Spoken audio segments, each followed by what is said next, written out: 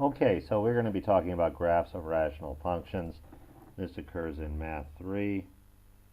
Let me get my red here.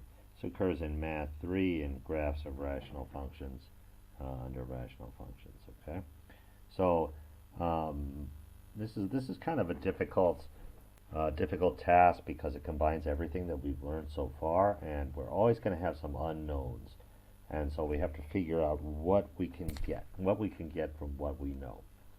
So here you'll see in our first problem, we got f of x is equal to a rational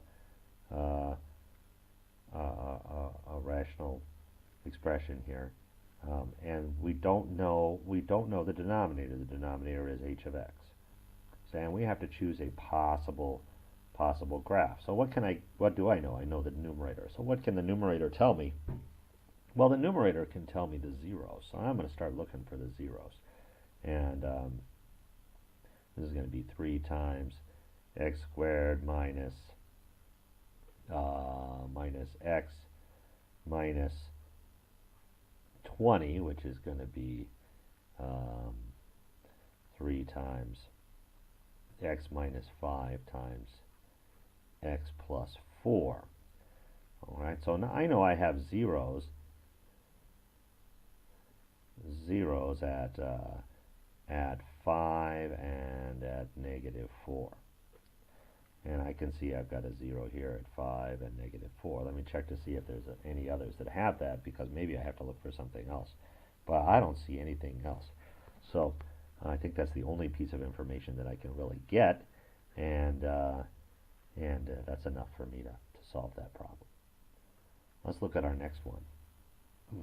Our next one, we have some of the numerator and some of the denominator, but we've got some unknowns up in here, so we can't really figure out anything about asymptotes or zeros or wholes or anything like that. But I can see that I've got x to the third in the top and bottom, so I can check my end behavior, and I know that my end behavior, when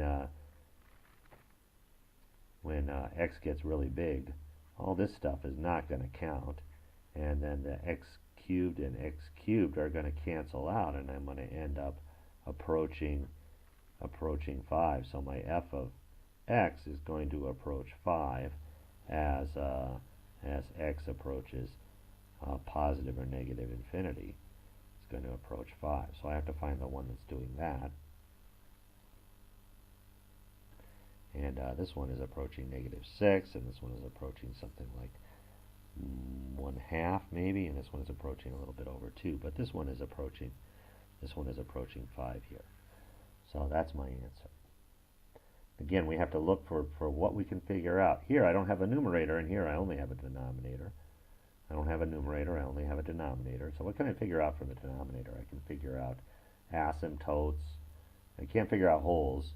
So I can figure out, how about this, points of discontinuity. I can figure out excluded values.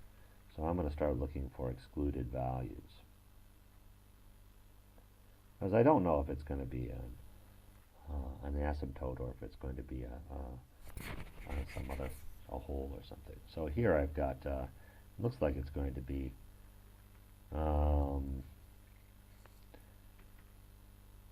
x minus 4 times x minus 3, so I know I've got something at 3 and 4. I've got something at 3 and 4. Well, here I've got something at 3, but nothing's happening at 4. Over here I've got something at 3. I've got an asymptote at 3, and I've got a whole at 4, and that would happen if x minus 4 is a factor of p of x. So that one looks good to me. Let me just make sure. Over here I've got -4, that's definitely wrong. And here I've got over -3 and -4. They're just trying to trick me on that one. Okay, so here's my answer there. Let's look at our last one. Ooh, this one's going to be hard. Okay, so I have some unknowns, and they are different degrees, right? What am I going to get from this? But I can see that I know the constant. So what if I said x equals 0? If I look for my I look for my y-intercept, where x equals 0, it's going to be at negative 5. So my y-intercept is negative 5.